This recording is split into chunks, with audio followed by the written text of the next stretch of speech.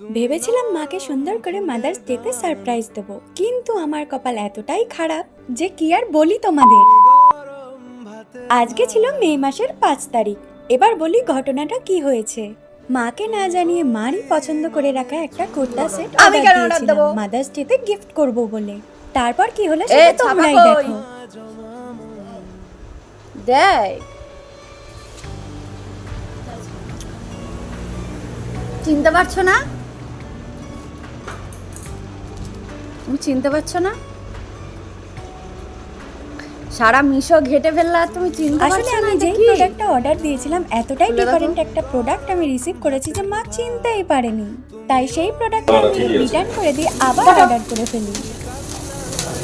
Happy mother's day to you. Happy mother's day to you. কাটো। ভালো করে কাটো। ভালো করে। আমি খাই। বাহ, আরে মুখে দিস না, মুখে দিস না, ভালো মুখে দিস না, একটু করে দিস না, স্কিনটা খারাপ না।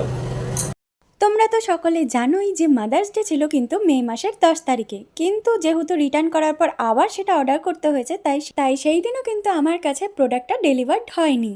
তাই সেই দিন মাকে মার মাদার্স ডের গিফটটাও আমি দিতে পারিনি। তাও খুব ছোট্ট করে 2টো পেস্ট্রি এনে মাকে একটু কেক কাটিং করিয়েছিলাম। আর সেই দিন যেহেতু বাড়িতে দিদা আর ভাইও এসেছিল তাই সবাই মিলে খুব মজা করেছি।